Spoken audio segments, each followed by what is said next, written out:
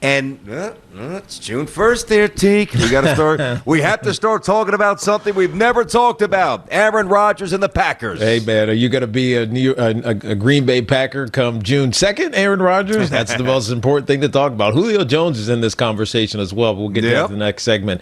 It's all speculation, BT, about Aaron Rodgers. We have no idea what's going to transpire, mainly because the Green Bay Packers are refusing to trade him, or they say he's their quarterback of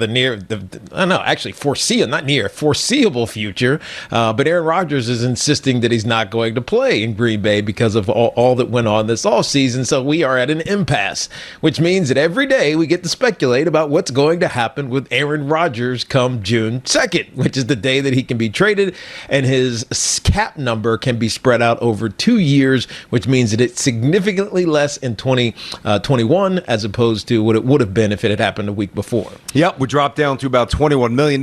Still, a pretty only. I know. I relative to 38, it's a little more palatable. Like if it's completely broken, you'd have to get some Gorilla Glue with $38 million and find a way to make this thing work. At $21 million, maybe there's some other options. And listen, to me, the best option would be, I don't know if he would be okay with this, but what the Packers should be doing, but what I sense they're not doing, and you mentioned Julio Jones before, as I said, a week or so ago, make a big play for him. You keep hearing the Tennessee Titans, you keep hearing the Rams, Seattle now. Teak was out yesterday. I spoke about this. Russell Wilson apparently has had some real substantive dialogue with Julio Jones. They've explored playing together, and it's interesting. The whole, you just kind of compare and contrast. Here's Russell Wilson, goes on the Dan Patrick Show, airs all his grievances, harpoons half the offensive line. Really, I mean, just not a very classy move, and we'll see what happens in the locker room. But at least he stated his case and put it out there, and now it appears as if Seattle at least is willing to maybe work with him to placate him, because he's one of those great players, and great players you try to placate because you want him to be happy and you want him to stay, more specifically in Aaron's case. Yet you just, the way Gutekunst does his job, it just seems like there's a line of the sand, and there's a little arrogance, or there's a little lack of belief that Rodgers would ultimately flex to the point and not play this year. I mean, they better be reading the room right, because if they're not, they sabotage their entire season. Yeah, and to BT's point about reading the room, this is the latest that's coming out of Green Bay, is that the Green Bay Packers are essentially calling Aaron Rodgers bluff because they don't believe that he actually will not play this season. And we talked about this a week ago, BT, and we asked, you think, can Aaron Rodgers, you see him not being a Green Bay Packer? Of course I don't see him not being a Green Bay Packer. I see him finishing his career, because there's only a couple of years left, in Green Bay. But the problem becomes, how does he do it happily? Like, how does he do it fulfilled? How does he do it where he doesn't feel like everybody in the front office, maybe not everybody, but at least a certain few in the front office are trying to get rid of him and backstab him? And the only way that happens, and we talked about this, is if these two men sit down like men and talk about the issue that's right in front of them. Gutekunst flew out to see him. Didn't work. That's true. They sat down. That's a good point. But that was a while ago. That was getting closer to the season. Yeah. And actually not even, I mean, we're still a couple months away, but you know what I mean? Like, they need to hash it out. Yes. Right? Aaron Rodgers needs to be a big boy here and realize that the NFL, and we've said this for years, for decades, for eons, for the entirety of the NFL, is the most unloyal of sports that there are, because most of these guys are at-will employees, meaning we pay you a signing bonus. If it's not too big to hurt us on the cap, we can cut you at any time. Simply because the coach doesn't like you, or the front office thinks you're a bad dude, or whatever it may be, we can cut you. We think you lost a step. See you later, right? But when you pay a guy like you did Aaron Rodgers, one of the first to be a $30 million a year player, that relationship changes a little bit. And so he's not an at-will employee. And so you kind of have to placate him, a la Russell Wilson, who we were just talking about with the Seattle Seahawks. So until they get together and say, this is what my issue is, I'm sorry, Aaron, I understand what your issue is. I apologize for making that mistake with Jordan Love. You're still our guy. Don't say it publicly. Say it to his face. Then this thing is going to keep being speculative until we get to the start of training camp. Let me tell you, June's going to go fast. I mean, graduations will occur. Caps and gowns will be donned. And Kids will go off to camp and what other all the other activities we try to cram into their summer. We'll make a few trips. I mean, things will have before you know it. It's going to be 4th of July, and the month of June is going to fly by. And when that flips from June to July, now it's in the rearview mirror because now camp is a couple of weeks away, and they've got to have this thing solved. Listen, I believe there's a greater chance that Aaron Rodgers is not in any uniform this year than he is in a non-Packers uniform. I've tried to read this like we all have, and when you try to deduce as often as we do, because there's nothing tangible coming from Rodgers, we have the Schefter report. We've had some, obviously, the other night with Kenny Mayne, and you get little snippets, but up until that Kenny Mayne spot, we really and a spot or two with McAfee where he didn't go too deep. You didn't really know exactly what was in his heart, nor did we know what was in his head. I think with Aaron, as I've long surmised, I don't know that he needs football like Peyton. I don't know that he needs football like Tom Brady. I don't know that he needs to, will himself to the edge of testing the physical limits. I don't know that he's that guy. He's wired differently than Tom. So the assumption, and I think people who make this assumption are diehard Packer fans or just, normal fans like me who wish they were good enough to play a pro sport. Oh, there's no way he wouldn't play. Come on, he's a pro football player. But when you've done it for 16 years, 15, 16 years, when you've won MVPs, when you've won a Super Bowl, when you've been, at least in his eyes, screwed by a franchise, disrespected by a franchise, it's not the same as like when you're going out for the JV team as a sophomore in high school. The love of the game gets slowly stripped away when business and disrespect creeps into the equation too much. And that's happened. Or there's alternatives. Like I can speak personally to this, BT, because I walked away from the game after rush for 1,600 yards. I mean, I thought I was still playing at a high level. I could have done it again for, 1,400 yards, 1,200 yards. Who knows what it would have been? But I was looking for something else in my life, my career. I was tired of getting beat up. And so I walked away, just like Aaron Rodgers potentially could walk away. The difference, and I think this is the big difference, because I understand what you're saying. I'm going to disagree, though, because it was easier for me because I didn't think that the Giants were close to winning a Super Bowl. I thought we were like a couple of years away before the team would be good enough, fully, complete, healthy, etc., to winning a Super Bowl. Now, obviously, I was wrong about that. Can we have that calculation back? Yeah, but I was wrong about that. But you know what? The early part of that 2007 season proved me right. The Giants were terrible at the beginning of that 2007 season. They just galvanized and got right at the end, especially that Buffalo Bills game, which I think was their penultimate game. Yep, in their second to last game when Ahmad Bradshaw went bonkers and set them in on a playoff journey, which we all know how it ended. They beat the New England Patriots, who to that point had been undefeated. But the difference is that the Green Bay Packers are really good, and they have been for the last couple of years. And now Matt LaFleur, in his third season, with a quarterback in Aaron Rodgers, who's only gotten better in that system. First year was a little tepid. They still won 13 games. Yep. Last year, he was unbelievable, wins an MVP, maybe because he has a chip on his shoulder, and they get to the NFC Championship game again. So 2 years in a row, they're NFC champions, NFC Championship quality. They have a top 10 defense. They have a top 5 offense.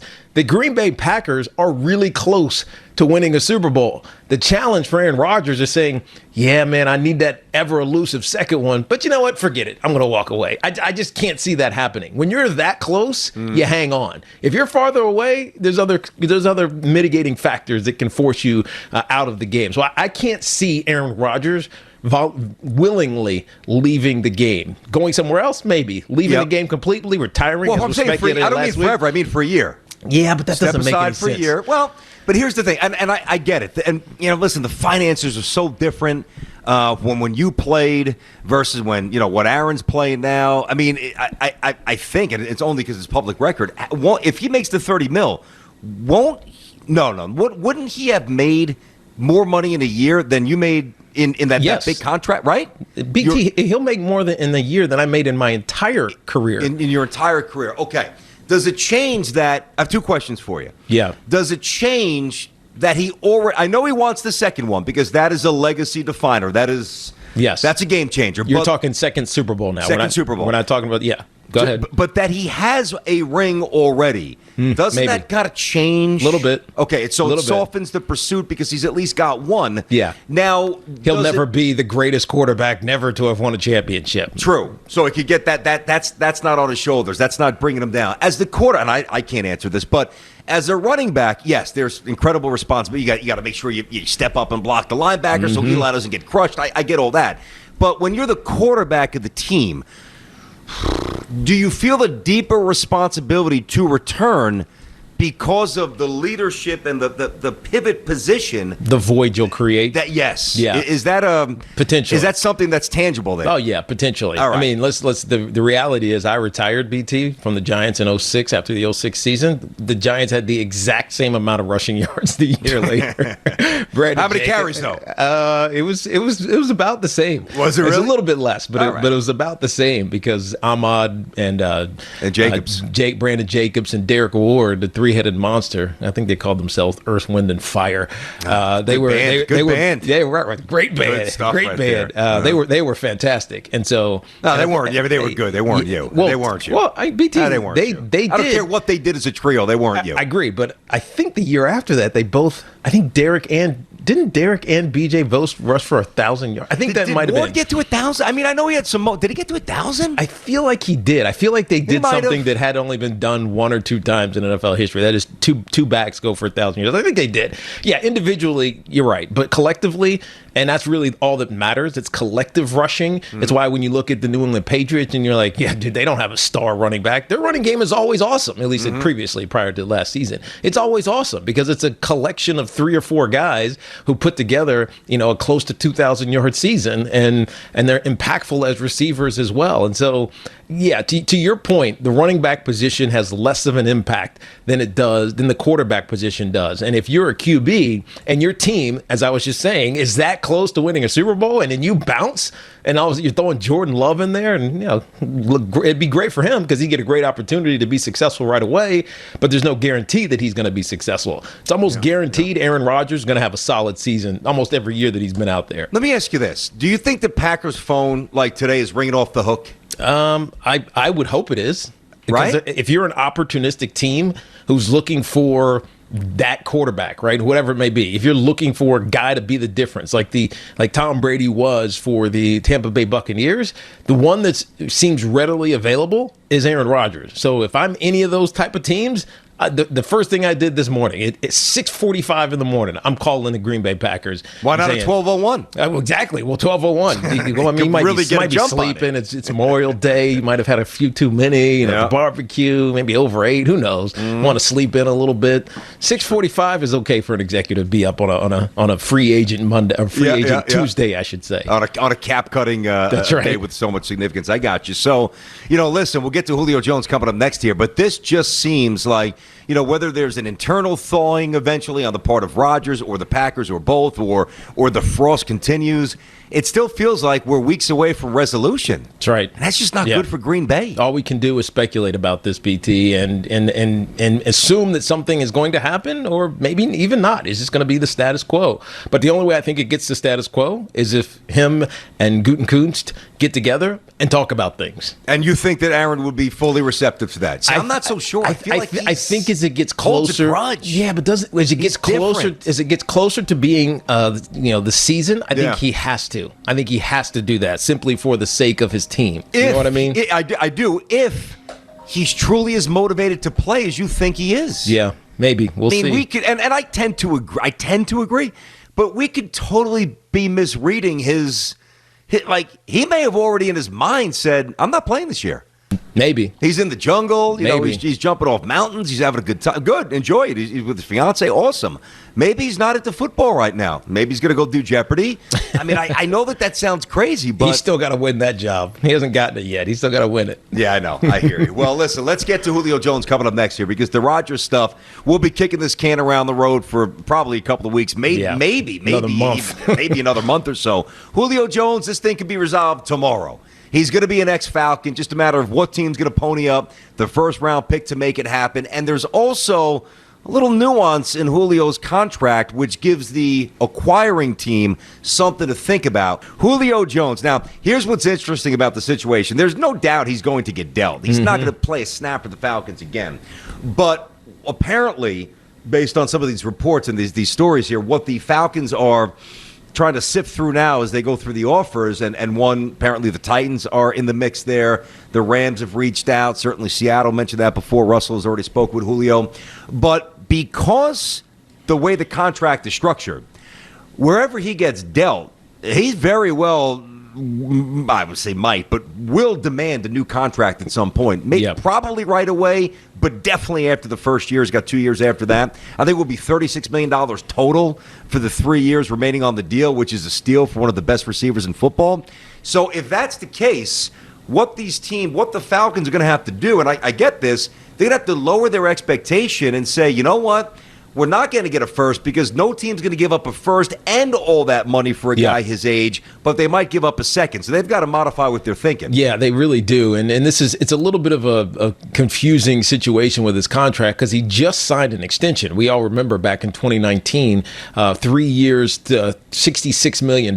So it feels like it's heavy. But as far as cap purposes are concerned, when you cut or trade a guy, all that signing bonus stays on the team's cap. Correct. So the Falcons are responsible for that big signing bonus, which was $25 million. So essentially, it's 3 years and $41 million that a team, and there's some other cutbacks as well. So you're right, BT, it's about 30-something million dollars, $38 or $39 million that the new team would be responsible for over the next 3 years. And if you think about that, that's a steal for Julio Jones. But not if you give up a first-round pick to get him as well. True. I mean, that's where you got some leverage. Maybe. It depends. It depends on how effective he's going to be. Now, history... Well, it depends how many suitors are at the table. If there are really... And we didn't even mention the Pats. Yeah, it's true. But if, like, the Rams are serious and Seattle's serious and the Titans are serious as the reports, maybe you do squeeze a first-round pick. Yeah, I mean, look, for the Patriots, who don't really care about their first-round picks necessarily, this year they did, certainly, and landing Mac Jones, who, as we talked about last week, has been exceptional so far in the OTAs. Granted, it's underwear, as we all know. It doesn't mean swag, Teak. He's got the swagger. And swaggy Mac. And we know he's smart, so he's got all of the Bill Belichick I guess needs requirements. He's got those things for sure. Yeah. But Julio, he's interesting, BT, because I looked this up a little bit. I was like, all right, let me see some older wide receivers. Okay.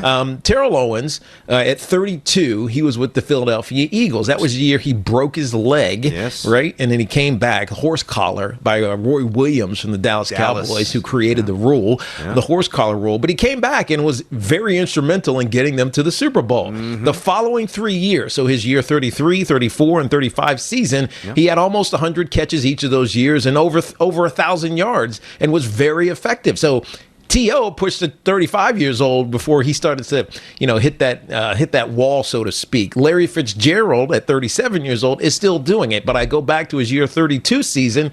I mean, that was like the end of it, right? Before he was Who was his quarterback though?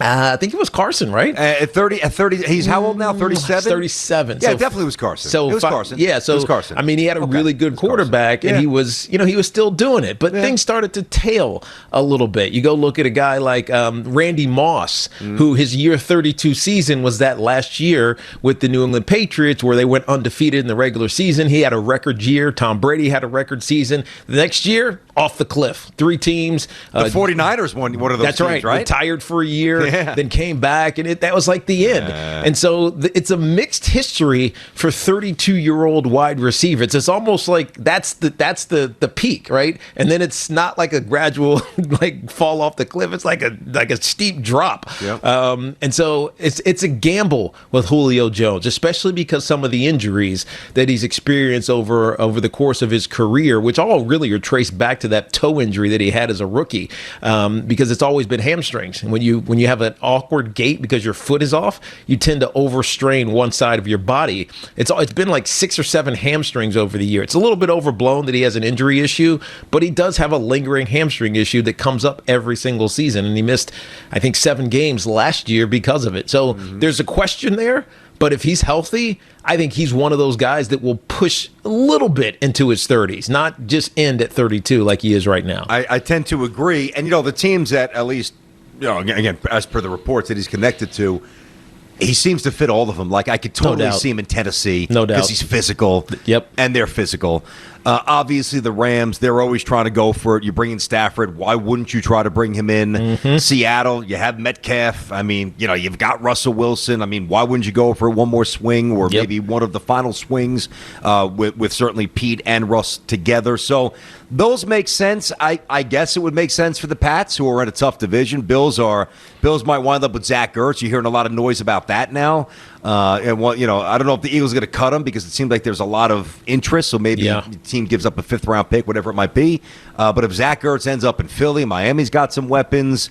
That's a division that's going to be pretty tough. If you bring in Julio Jones with all those guys coming back from COVID, whether it's Mac or Cam, whatever, that's probably worth giving up that 1st-round pick too. It just seems like the market is pretty, pretty fertile for somebody like Julio Jones right now. And I understand why. He's great. And it's interesting because when asked about the Dallas Cowboys a week ago, because he was wearing that Dallas Cowboys sweatshirt, he kind of shot it down saying, like, yeah, I want to win. You know what I mean? Whatever that means. Maybe the Dallas Cowboys aren't ready to win. Maybe he was actually saying, I just want to go somewhere that can win. Dallas is included, but Dallas doesn't need him. But all of those teams that you mentioned, BT, they're kind of right there ready to win. I mean, the Patriots are the one that you have a little bit of a question mark because of the quarterback situation. Is it going to be Cam? And if it is, for how long until Mac Jones eventually assumes that role? And if it is, Mac Jones, won't you benefit from having a guy like Julio Jones, who's a consummate vet and a perennial Pro Bowler? Yes. Right? And think about the 2 tight ends they picked up, too. That's exactly Jonnu right. Smith and Hunter Henry. Hunter Henry. 2 of them. You got a ton of pass-catching talent. You always have a good running game up there. I mean, they got to do some work on the offensive line, or at least get some of those young players more experience. But if their defense returns to form, the Pats could be competitive again, like that. Yes. After last year, we maligned them, deservedly so. And we were right. And this year they'll be good, and we'll be right. I think all of the potential spots for Julio Jones are good spots, right? They're teams that are going to be competitive and potentially have a chance. All right, something we're obviously keeping an eye on. Thanks for watching. Make sure you like and subscribe, and don't forget to hit that bell to be notified when we drop fresh content.